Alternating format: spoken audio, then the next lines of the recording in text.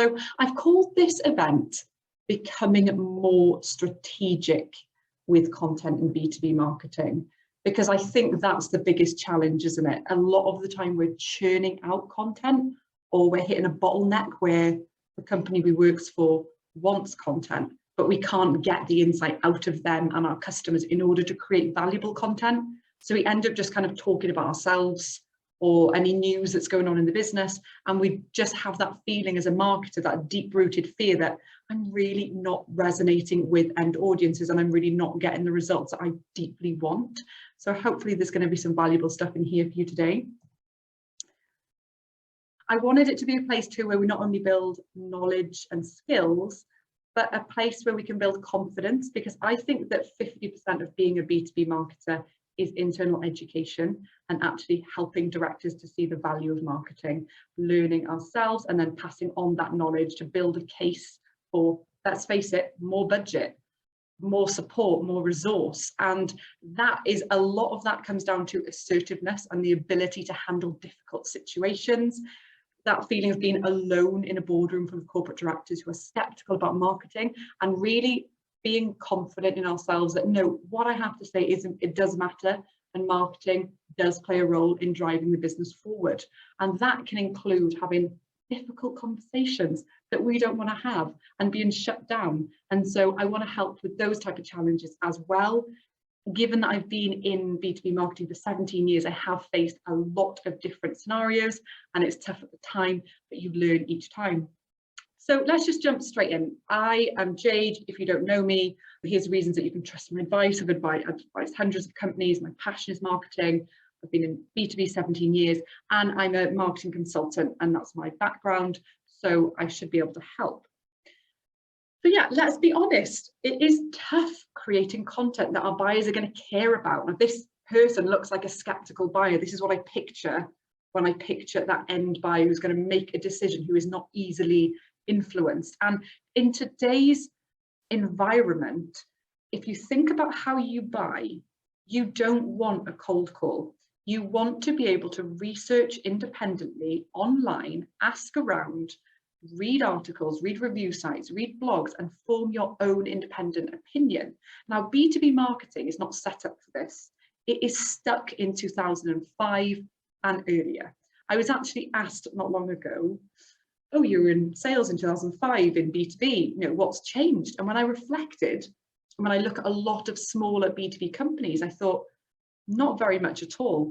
And so the reason that B2B is stuck is that if a lot of companies are, say, 20 years old, loads of companies say, we've been going 25 years, we've got experience.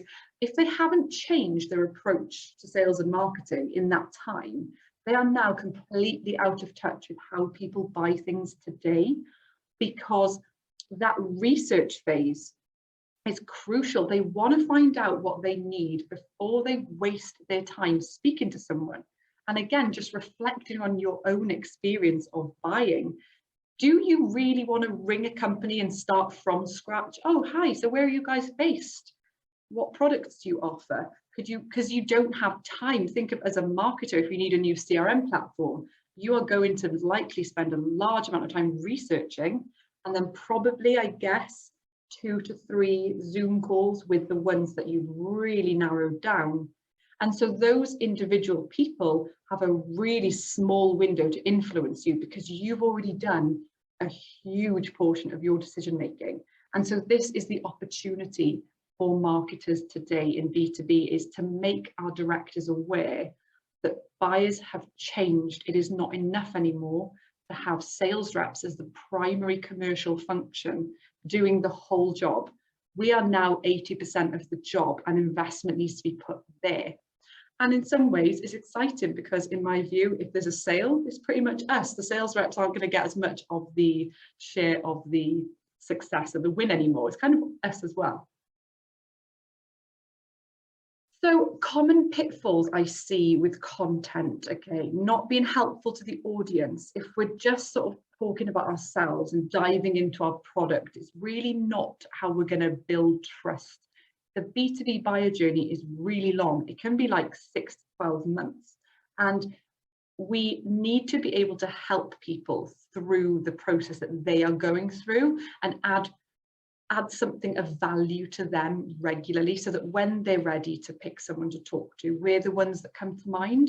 So if we're not helping them, we are going to miss out on opportunities. Even if they do happen to land on our website, we need to be helping them move through that journey towards, oh, these guys could really be the partner for me.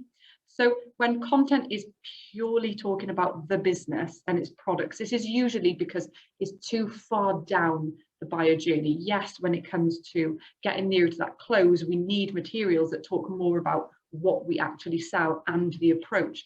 But for the first bit, we want to be selfless. It's like, give as much value as you can. The competition is who can help the prospect the most, who can provide the most value without wanting anything in return. And it's terrifying, because what if it doesn't pay off? What if, you know, and these are the fears that directors feel, and even us as marketers. What if we just give away all this useful stuff and no one actually ever comes to us? So in some ways it can feel like we're jumping into a fire, because it's like, we have to trust that this is grounded in evidence, in science, if you want. We have to be the partner who's willing to help above and beyond.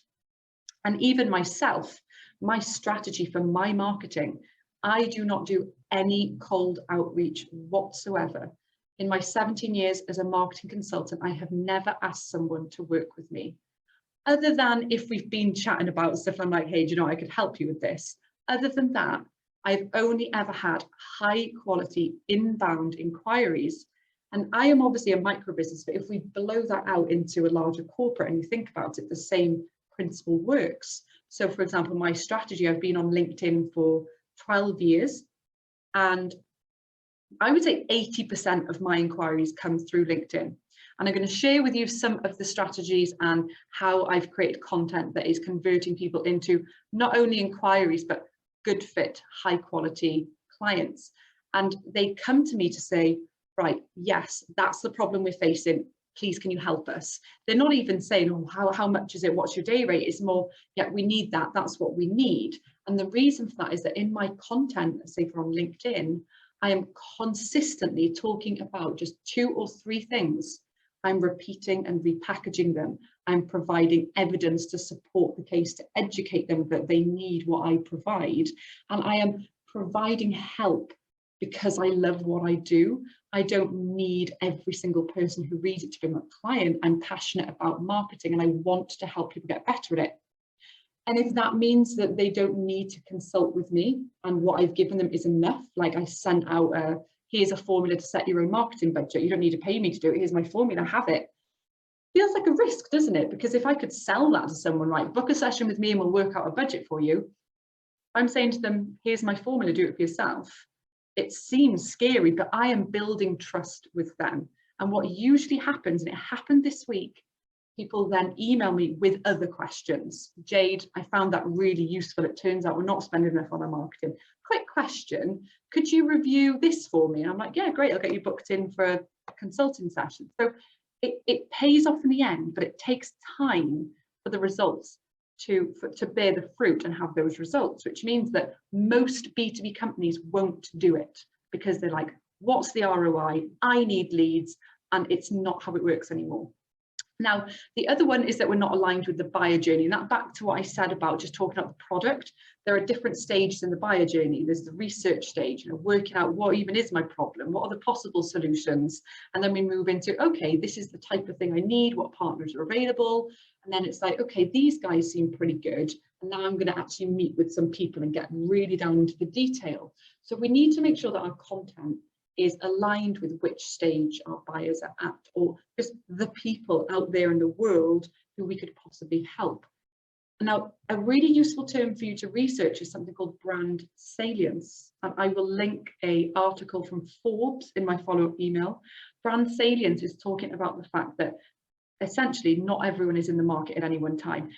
It jumps between 85% and 95% of people are not in the market at any one time. Depending on who you ask, it's very high. And what that means is that in B2B, it's not very regular that people want to buy. And so we need to build a case that when they are in the market, if that's in 18 months, we're the ones they think of.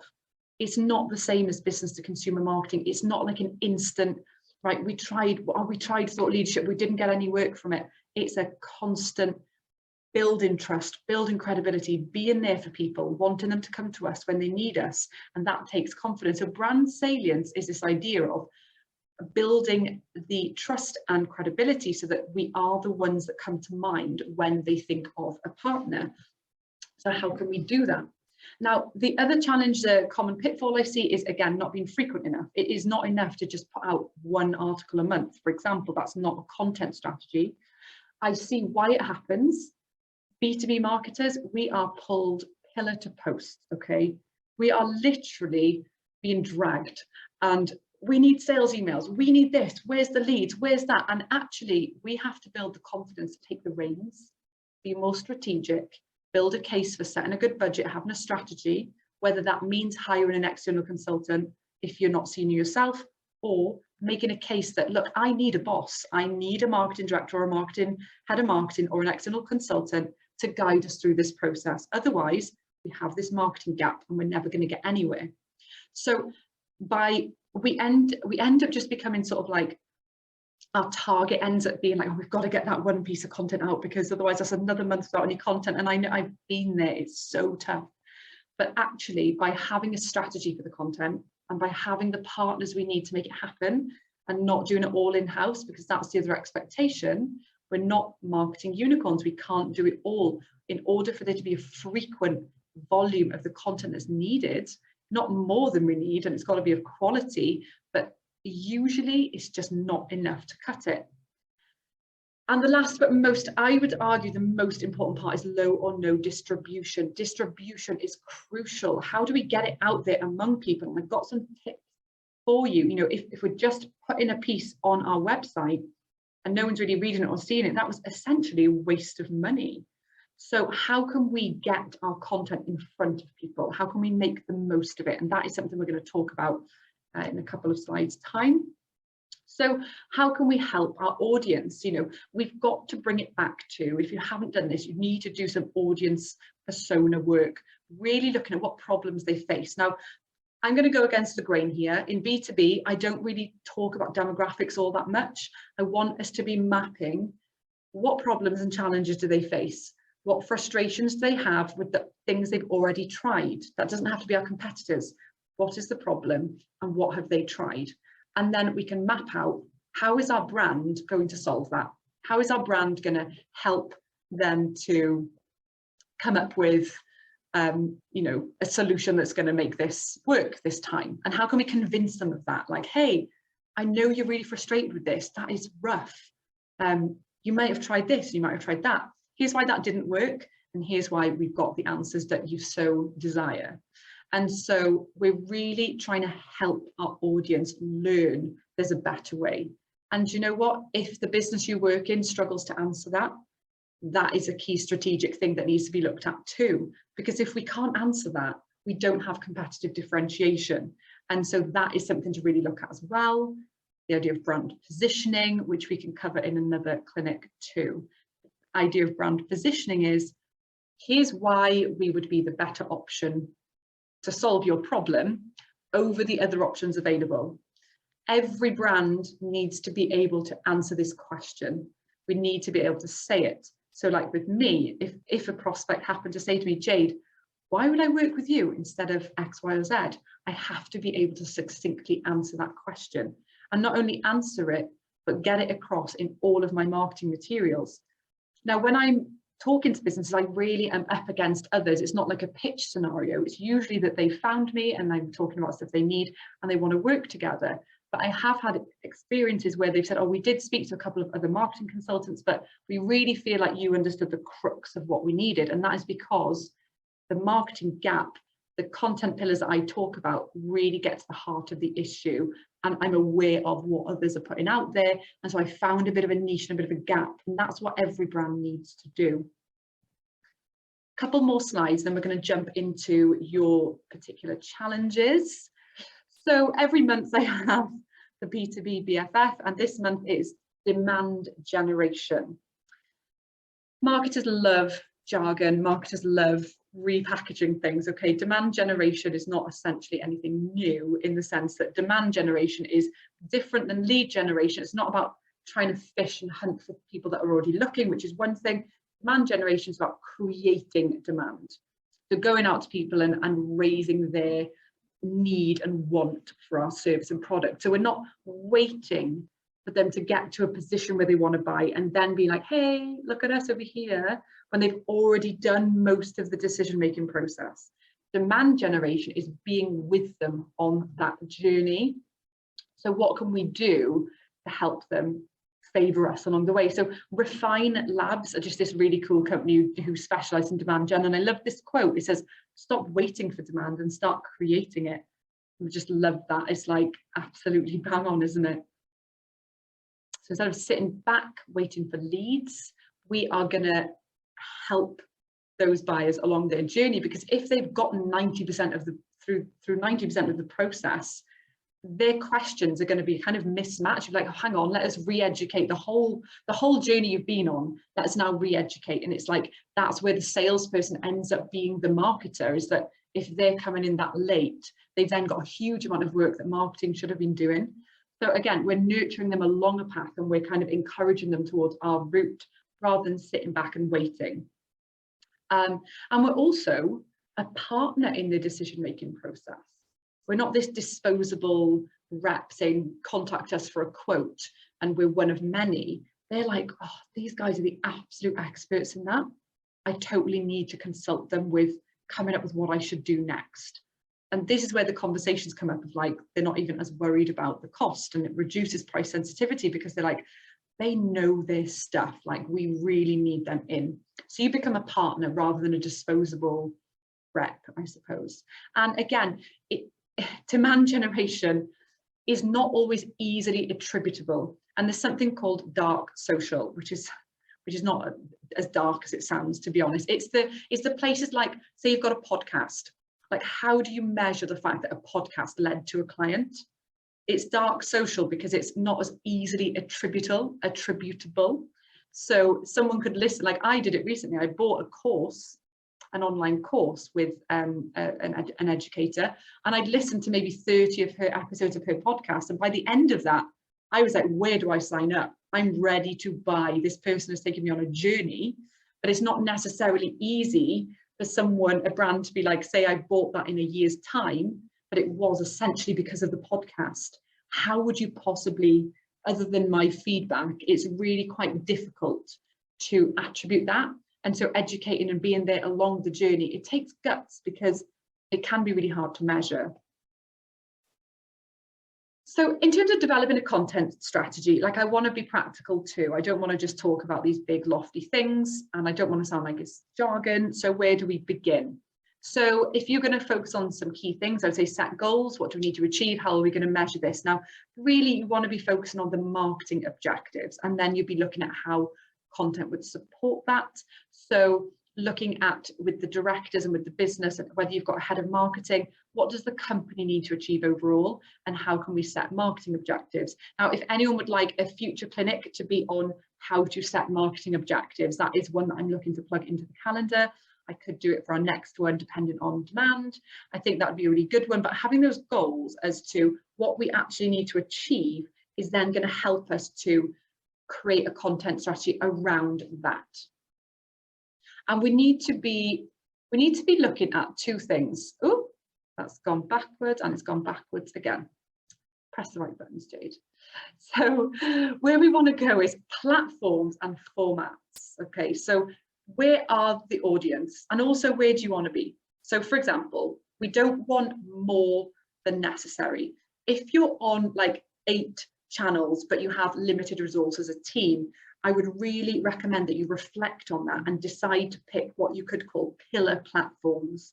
So for my business, when I sell to corporate directors, or when I'm helping corporate directors, I'm on LinkedIn, and that is where the work comes from. So everything I put on LinkedIn is directly geared to corporate directors who do not have senior in-house marketing and need my advice and guidance. And so I just help. That's my platform for that audience. Yes, I'm on Twitter, but my main focus is LinkedIn. And then for this clinic, where the audience would be perhaps junior through to middle level managers of marketing. I'm on TikTok. My pillar platform is TikTok. And that's because younger versions of myself are on TikTok. And so that's where I resonate with them. Now, why did I pick TikTok over Instagram? I enjoy it more. I happen to love making TikToks. I wanted to be an actor as a kid. That's just a side story. And it gives me an outlet. And I just love TikTok. So if you want to follow me, I'm B2B Jade. And so you see how it's the balance between where is the audience and where do I want to be. Instagram, I am on it, but I don't particularly enjoy it as a platform. So I decided that I can only really manage LinkedIn and TikTok as my key pillar platforms. Now, that doesn't mean that you're not on other platforms. It means that they are your main platforms, whichever you decide to choose, and then you sort of recycle and reuse on any others that you're on. So say you did want to remain with a Facebook presence, you can maybe recycle and repackage some content based on what that channel so desires. And then we want to look at what formats of content we want. So what you want to have is a nice mix of long form and short form. And quite often long form, which is like a longer piece of content, like a 30-minute YouTube video, or a 20-minute podcast, or a 1,600-word blog article, or an ebook, a big piece of content. And that can then inform the short form. So let's say, for example, this is a real story. I created an article that was 4 reasons why your marketing isn't working. I published the article on my website and I emailed it out to my clients, my director clients. And then a couple of weeks later, I published it as a LinkedIn article for my LinkedIn newsletter. I took from that some short form content. So I created 3 TikToks out of the different recommendations that I was providing. And I also created 5 or 6 tweets and 3 or 4 LinkedIn posts. So my long form informed my short form. And this is what we want to be doing, is coming up with a content calendar that has some big pieces of content that can then be recycled into short form. Now, we also want to think about the different types of content that are needed through the funnel. And again, we don't want too much. We don't want to overwhelm. We want to be really clear and consistent and structured. So what materials and content are going to be needed at different stages of the buyer journey? Well, we maybe need an infographic or a piece of sales literature, which I know is more of a sales asset, but it's worth considering if you want to map out the buyer journey and look at what the different areas of decision making are and decide, well, what type of content is going to help them at this point. And then just a few more tips. You really want to select your topics. A course I went on recently was described as content pillars. I recommend selecting 2 to 3 themes, content pillars for your brand. So these are the things that we talk about as a brand, that we repeat, repackage, come at from different angles. But if you're clear about your brand positioning and why you would be the best partner to work with, having these content pillars gives you focus so that you don't kind of go, oh, we talked about that last month. Let's think of something entirely new. So my content pillars are, you need a strategy if you're going to get results from marketing. That's number 1. And I talk about loads of different things, even tactical stuff. Here's why email marketing is not working. Here's why you're not getting sales through the door, whatever it is. You need a strategy if you're going to have successful marketing. The second one is the B2B marketing gap, which is if you're expecting your junior marketer to be strategic and you're frustrated you're not getting results, it's because you have a void that needs to be filled by a consultant like me or a marketing director. So the B2B marketing gap.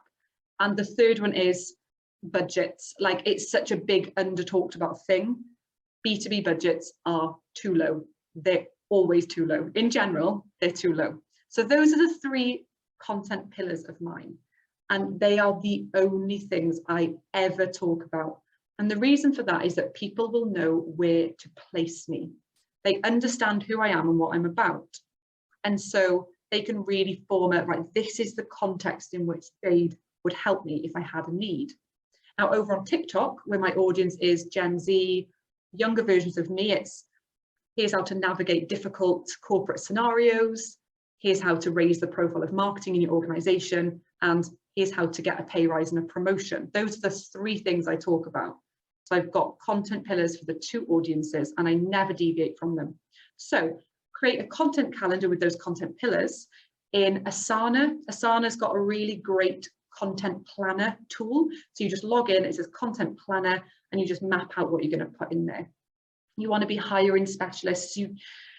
One of the biggest things for marketers is to justify and make a case for hiring copywriters. Like, it's a very specific skill. I can write, I enjoy writing my own marketing content, but I'm sure that a copywriter could probably do it faster than me or even better than me. But I'm not in a position where I've got the luxury of like outsourcing everything because I'm a one-person band. So yeah, I think making a case, and this all starts with setting that budget. So if the budget's right for what needs to be achieved overall, and that's where the strategy becomes really important. If the budget is right, you will then actually have the money to do that. And so hiring the designers, the creatives, the copywriters, even the distributors, the ad specialists, that's really key.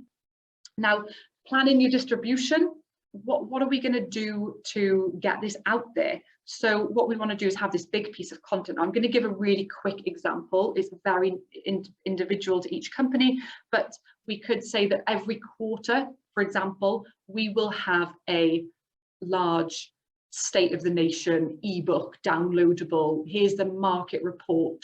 Is everything that you need to know, is all the helpful stuff that's going to help you in your job. Like now, guys, if I sent you, here's the Tambini marketing, everything you need to know about marketing in 2022 so far, I imagine you download it, because if it included everything that's new and going on, and I've curated all the stuff that you need, I imagine that you download it because it probably would help you in your job. So it's finding what's going to be really valuable. And then from that, it's like, okay, we'll create 4 articles from that one piece, and or maybe even 6 articles if it's a really meaty piece. And we're also going to hold a live event once a month. One of our specialist experts in the company will host it on LinkedIn because we've got loads of really useful followers there, and we're going to promote it by email. And then after that, we're going to have recorded that live event, and we're going to share that recording to all of our database, all of our network, and then we're going to have like loads of social media posts off the back of this content. And then a really great tip that I found out on a TikTok live last night, and I've been looking into ever since, was then assess out of all of that content, what was it that performed best, and then put some budget behind it. So say on LinkedIn, you published an article and it did get some good traction among your target audience, and that's the best performing out of all the content. Get some budget behind it, get that promoted out to the wider audience, and get them invited to the next live event that's taking place, get them on email lists, whatever it takes. Obviously, it's a really like big piece of work, so we can't go into the whole anatomy of that, but it just goes to show how content becomes way more than just a blog each month on our article, but it all starts with those audience pain points and understanding what do they care about, because you could hold a live event about something that people don't care about. Like, imagine this live event was me showing you a demo of a CRM system I use and the back end of it. Like, this is what it's like you are my audience, and so I know you because I speak to you a lot. But this is what happens in B2B companies. They talk about stuff not realizing that the end audience just wouldn't be interested in it at all. And that again is where marketers need to get closer to their customers to understand, what do they really care about? Why did we not get signups for that event? Was it due to lack of promotion, or was it just not interesting to them? So again, it all starts with what they care about. And last couple of points, don't forget the role of building a community. So B2B Marketing Today is all about that community. So having pockets of community, whether that's on LinkedIn, in your own email database, building these people who are interested in what you have to say and that you can communicate with and invite to events and help. It's super important. Again, live events can fuel the calendar. You know, that can be central to your whole strategy, having these events, these helpful webinars, bringing in outside industry experts, but solving live actual problems. Like if you're in IT, for example, and there's a common issue among your clients around cloud-based issues or something, like hold an event for existing customers, like to help them, talk to them about, here's what you need to know about how systems work today, and invite in prospects too, and make sure that it's like super valuable to them, and everything can be built around that from there. And then, yeah, reduce, reuse, recycle. Like, this is a waste management term, but reduce as in, let's not be hung up on like, we need 4 blogs a week, otherwise our SEO fails. Like, yes, we do need enough to make an impact. And there's an argument today, a little bit controversial again, that maybe we don't need to be trying to rank for blogs where it's entirely saturated anyway. What makes us think that people want to go to our website to read about something that already exists on the internet? Maybe it's more about just getting in front of people with helpful stuff, with valuable stuff, and being where they are, as opposed to only optimizing our own website. So reduce, have less content, but have it really, really great quality, invest in it, like really get insights, and then reuse it so that you, like I said earlier, you make one big piece, but you churn it out into multiple pieces. So people don't realize that you've only got this one piece, so you've made a lot more of it. And recycle. Come at things from different angles. You know, you can come up with one topic and come up with 15 angles. And look, guys, if you find all of this daunting, there are content strategy businesses who can literally help you design your content calendar. And yeah, I think that the biggest thing in terms of demand generation now is about really, this is where the data can be really useful. What was most popular? What got most engagement in our content? And let's get some budget behind it. Let's advertise. Let's boost organic content. So not necessarily setting up ads, but say you've got a LinkedIn sponsored, a LinkedIn organic post that did really well. Boost it with some sponsored content, so that it gets in front of who you're trying to attract, because the data has shown you that your ideal audience is interested in it. So why not get it in front of more people? But obviously, if we just go, okay, let's do some advertising, what can we talk about? We haven't really based it on what people have actually shown interest in. That can be a really great way to get your strategy going. Perfect. So yeah, we're going to hop into the question time just quickly for you to see, if you want to jot it down before we go into question time, that the next clinic is going to be on Wednesday, 13th of July. That QR code will take you to the link. I'll also email you the link after. And if you want 50% off the next clinic, there's a code there as well. So, and a couple of my links too, actually. Yeah, if you wanna follow me on TikTok and B2B Jade, these are all the places you can find me. And I have just launched my podcast. If you like listening to things in the car, look, episode 1 is live. I need to get a few more episodes on there if you're a binger like me, but there should be some interesting stuff. The first episode is just intro in the marketing gap. So just search my name, Jade Tambini, or the B2B Marketing Gap on Spotify, and you'll find me. So I'm going to stop sharing the screen now, and I would love to get your thoughts. Where are you at with that? What was interesting? What questions do you have? I thought it was really helpful when you talked about sort of personas based on problems rather than demographics. I thought that was an interesting perspective on personas, and something I'm going to sort of utilize moving forward. Yeah, and it's not to say that we shouldn't ever look at demographics and all the different things, but I think sometimes when it feels like, why am I mapping this out? I don't feel like I'm going to use this. Sometimes there's something in that. Like with client personas, and I think you saw it, Nicola, I did a post about making it like a real active person that I've worked with and having them in mind. So like, I think for marketers, it helps us to picture, like, this is typically going to be a woman who's in her mid-30s with a family and she lives in the suburbs, and these are her problems. Like, it helps us picture a person, but I don't think we should get too hung up on it. I think we should be more interested in, what is this person going through? Like, what's their problem in relation to what we sell? But it's definitely a controversial area, something that marketers argue about a lot.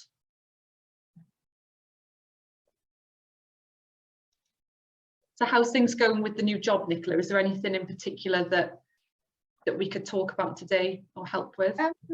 It's going good. 4th week now. So I'm thrown a bit in the deep end because they're at an event today. So it's very much like, we need all this stuff and all this, like, yeah, promotional things and brochures and stuff.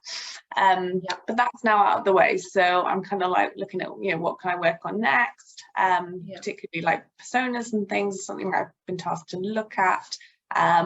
So yeah, I really need to kind of like, I think I said this before, my old job, like get in front of customers, like get to know who they are. So some people have sent me some like demo recordings, so I can like actually have to be in front of the customer, but I can hear what the customer asked and stuff. So that hopefully be quite helpful. Oh, that's awesome. Yeah, I think that in any new job, it's like learning the industry, reading the trade magazines, listening to them. It's such an overload though, isn't it? It's such a difficult time settling in and getting to know all of that stuff. Yeah, it's great that it's going well though. Ryan, it's so great to see you. Thank you for the session on content. We are doing a piece at the moment which is all about the iPad and how the iPad helps transform healthcare and social care, and how clinicians and nurses can use the iPad out in the field when they're visiting their I suppose carers, and also how the iPad can help in a hospital setting, so as a bedside aid as well. And we've put together a piece of content which we've put behind a form on our website, and we're currently promoting it via a database called the National Health Executive. So we've tried to send to their database. So we've signed up for 3 emails. Their database was 72,000 contacts. But unfortunately, we've only received about 20 downloads, and we're in a quandary at the moment of is that because it's behind a form? And I was just wondering to get your opinion on. We need to be able to generate leads, so we need to be able to report back to our directors and say, okay, we've generated this amount of leads and these amount of downloads, and that data gets passed to our sales guys who follow up and make phone calls to the people who've downloaded the content. But we wonder if the form is putting people off, and I just wanted to get your opinion on gated content against ungated content, really. It's so interesting you brought this up, because like TikTok has like a bit of a battle going on with people dissing gated content and other people saying no, people need data. So it's a really like hot topic at the moment, and my view is like, I'm not strong on either side. I see both sides of the debate. I think that the problem with gated content is if we haven't given enough away first for them to feel the value exchange is there for them, they're unlikely to want to, because now today so much is available on the internet. It takes a lot for someone to want to part with their email address, because they know what's coming. They know that someone will use that data, and they've come to distrust that process. But like HubSpot, for example, and Hootsuite, I regularly download their reports because they are so valuable to me and they have information I wouldn't find elsewhere. And so it could be one of two things. It could be that, you know, the report itself is not necessarily 100% what they're particularly interested in. So it could be a content and messaging problem, or it could be that it is of interest, but there's just not been enough given away and teased first. So whether or not the landing page is like really valuable and like there's like if I want to download that could be really great. And it does come back to this issue of like boards wanting provable, tangible results, instead of that cool dark social argument, which, you know, Refined Labs, the guy Chris Walker is incredible. Like, you should listen to his podcast on demand generation. It's really game changing listening to him, because he's like, we need to provide just immeasurable value to people, and then they want to work with us. So it's not like we have to get their email so that we don't lose them and we can then hunt them down. It's more, let's build a brand that like they want to work with us. And so it's a really difficult time, I think, because I remember in 2014 I was doing a campaign with we did a really cool report. It's called the Power of Less report. Yeah, I think it even exists on Google, like DS Smith Power of Less report. It's got like an hour on the front. We created that and we got loads of retailers and they downloaded it. We had a good distribution strategy, but I wonder if that was 8 years ago. I wonder if things have really changed since then. I wonder if I'd run the same campaign today, would it have worked? Because of that it is really around the internet is just you can find whatever you want now, can't you? And so maybe it's a case of like providing way more free value, and then there's like a big piece, or then like maybe the report is free, but if they found that valuable, maybe they're registering for a live event where you give them something valuable, so they're like not as skeptical, because you do literally have to type in your email in order to receive an event link. I hope that's useful, because I feel similar to you, the gated content topic. I think it's that there's a place for it, and there's a place where it just puts people off and they can't be bothered with it. Yeah, no, I think you're right. I think people are a bit skeptical about sharing their details, and I think it potentially does put them off. But I do like the idea of the next step being a live event. I think definitely now we're sort of returning to some form of normality. I think a live event with some of the guys from Apple would be really beneficial, would be really valuable. Yeah. So yeah, that might be something to consider. And just go back to your previous point about building a community. I think that's a really good idea. And we're starting from scratch really. We're quite new into this market, so we haven't got any data as such. Hence why we're having to work with partners who have got the data. So yeah, building that community is definitely something we need to do. So yeah, no, it's really interesting. Thank you. It's a relatively new thing that people are talking about, is this community building things. Like when I reflect on what I'm doing on TikTok, I'm starting to notice that. So I haven't got anyone's data from TikTok yet, but I am on there providing guidance and advice to junior marketers, and I'm noticing that people are repeatedly commenting and asking me questions. That is what I deem a community, because I could get them to sign up for something. They may have just been interested in that topic but have no interest in me or what I sell. They just want to learn about it. They don't want to buy from me. But people who genuinely just like, Jade, what's the answer? Like, what would you do for this? Or what books can I read? Or what podcasts can I listen to? Like that for me is a sign that an early community is building. Or like if like one of the other girls who was on this last time, she emailed me just randomly, oh hey Jade, like I'm stuck with this, what do you think? Like to me, it's not about money of this stuff. It's like the community feel of like, bring B2B marketers together. Let's all help each other. That's a community.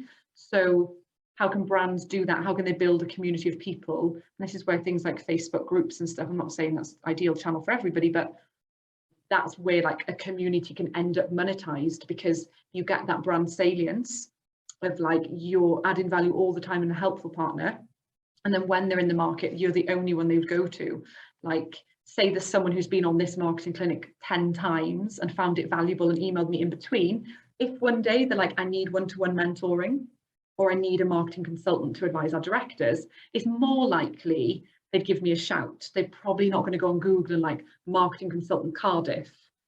That's less likely to be the case. And so that's why it's interesting about like the role of SEO. Are people even doing that anymore? Are they not just researching a topic and then like finding things? I'm sure they are, but it's just interesting how it's shifting. And, Yeah. and when I say live event as well, it doesn't have to be in person. I mean something like this recorded.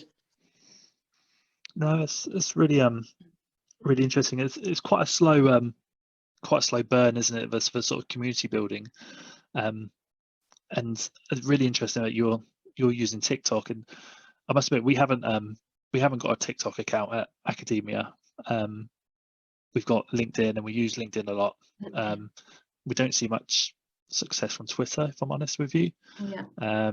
But TikTok isn't something we've explored, so I find that quite interesting. Might be something to consider. It really depends where your audience is, because I'm only on TikTok for Gen Z people. So it's an emerging platform that I can grow quicker on. So I'm growing fairly quickly, and Instagram's really stagnant. Like, it's nice because I get to be with people like you who are friends and stuff, but I'm not seeing much growth. Whereas TikTok has grown pretty rapidly. And it's more about like, I think in 10 years, if it's still around, that would be the platform where people are at the age of decision makers. So if your end audience are not really on TikTok, it may not be worth moving away from something like LinkedIn, which could be really great. But LinkedIn, the role of the individual people in the company is so huge.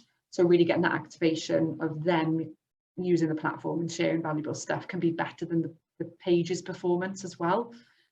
Yeah, what we're finding with LinkedIn though is we're advertising, and obviously we're sharing bits and pieces, but our account managers and ourselves in the marketing team aren't connected with our customers. We're connected with other people within the channel. So some of the stuff that we're creating and promoting isn't getting to them. No, it's just being promoted to our vendors, so people Really that work hard. within the channel. So we need more of our customers to engage with what we're doing and follow us on LinkedIn and connect with us on LinkedIn. And LinkedIn isn't that strong in the education space, not in schools anyway. I don't know many teachers who are on LinkedIn. Yeah. I know quite a few higher education people, but not so many teachers. So when we're trying to sell to schools and colleges and universities, again, it's trying to think strategically about how we're going to influence those decision makers, especially within schools. And LinkedIn always doesn't work, but it's interesting. And I've heard a lot about like Facebook paid ads to get to people in B2B can be a good one to look at. Brilliant. Has anyone got any questions? I've got one. With you saying about like, if you struggle with this, we can help kind of thing. Yeah. Would you say it's worthwhile? Would you say it's really important to kind of like shake that in their face, even like with the above fold content, like obviously in your header? 'Cause sometimes that's a little bit hard to do when you're trying to like say, this is who we are. But yeah. Would you say it's worth trying to get that in there? I think getting to the heart of what the challenge is quite quickly is the essence of what brand positioning is. So like if I go to a company's homepage, I want to get pretty quickly from their header, from their first opening paragraph, like why would you be the choice for me? Like for example, my website, I'm thinking of updating the copy because I've been working my brand position to like, you're in safe hands. Because I had some feedback that was like, I'm so glad I worked with you, Jane, because we were terrified about what to do and who to trust and which partners to bring in. And now I just feel really safe that like you've put me in touch with all the people and they're getting me results and you've given us the right plans. So it's like, you're in safe hands, that you can breathe out now. You've tried all these different things. None of them worked. Look, I'm going to get you back on track. I'm going to get these objectives sorted. And you're in safe hands. And so it's sort of like, it's hard for a marketer to do this in-house. You know, we looked at the role of brand positioning in the strategy work we did together, because obviously we've worked together. Having an external provider to come up with the set of brand positioning, and then definitely articulating that across all materials, like even if it's a useful content piece, like how can we get across, like we get you, that's what you want, is they get to any interaction with your brand. It's like, we get where you're at and we're here to help. And it's just becoming more human now, and trying to think about what do our salespeople just say in a room naturally to people. Marketing needs to be at that level, because like you said, they don't pick up the phone and go, hi, I found your phone number, could you tell me what it is you do? They don't do that anymore. They go, hi, I've been looking at what you do, and could you just answer a couple of, no, I know that, could you just answer me this, how long is onboarding, what's the exact cost for me going to be? I can see a cost guide, I know all that. And so the problem is salespeople are treating it differently than how buyers want to buy. So we need to be more human in our marketing. But like for your business, for Orbit, maybe it's like, once you know the pain points and frustrations they have with other IT providers, I don't know, maybe their computer says no people, like very technical, it's like thinking of ways that you can help them see that we know how frustrating it can be to deal with IT experts, like we're bucking the trend on that, whatever it may be, finding a way to better articulate it than the others. But definitely, I think it should pack a punch in B2B marketing. When you think about like how Apple markets itself and consumer products, they get to it, they're like, this is what you need, this is why you need it. So it's got to be in the tone that that reflects who the company actually is. One of the best examples of brand position I've ever seen is a company who provide accountancies, like they're basically accountants, and so companies would go to them and say, can you help us with our tax issues and things like that. And they were working with big trendy companies like FMCG brands, big consumer brands, and they're quite quirky and cool, but they are still accountants. So they did some insight work, and their positioning that they came up with was proud to be boring. Like, we're accountants and we're proud that we're boring, which kind of made them not boring. So because everyone perceives accountants to be really boring and dull, they were like, well, we're proud to be boring, like geeky, boring, but kind of made them not boring and made them stand out. So like their headline was like a girl with like a pot of beans, like chirpy, going, the excitement of knowing how many beans there are, like counting beans, like that's the joke at accountants. And we're bringing boring back, you know, like the Justin Timberlake line. So they were being really creative and really clever, but they weren't moving away from like the heart of what they sell. They weren't being quirky for the sake of it. And that's where brand positioning can be really valuable, is like, how do we break the status quo of what everyone else is doing and saying, and then, you know, use that to get people in the door. So if you really think, Maya, about like, you know, and we could pick up again, if ever the directors are interested, in the brand positioning piece, which involves like talking to your end clients and find out what they don't like about IT companies and what they do like about you, and then you come up with that creative concept piece. Does that answer your question? Yeah, it does. Thank you. So great to see you here. Hope you keep coming. So any other questions for me to answer? We've still got a little bit of time.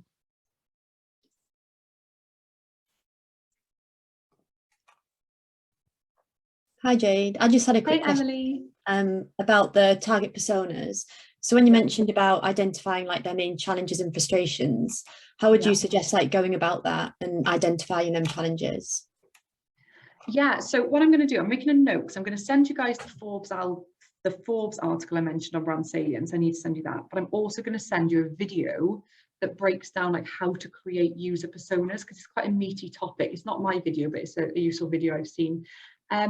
But yeah, you want to be coming up with, you know, who are the different groups, and then look at, maybe you can interview clients to find out what their common frustrations are, and you can use external partners for this. But sorry, in terms of your question, you're asking me more like what should be included in user persona type stuff, is that it? Or is it I guess just how do you go about finding out that information? So if I wanted to do some content surrounding like their biggest challenges or frustrations, and then talking about the product that would solve that, how would I, or like someone else within the company, go about identifying their biggest challenges, especially like being in a marketing team where you're not really speaking with the customer? How would I go about identifying those frustrations? Yeah, and I think it's one of our biggest challenges, isn't it? So I would say getting closer to the sales team is a really great way to do this. So maybe you could even block out time in your calendar every month where you're like, I just want to join you on a sales meeting, or if that's possible within your situation at work, or I'd like to be on some calls listening in researching the industry. You can do things like, and I'm not sure how great these are, like answerthepublic.com.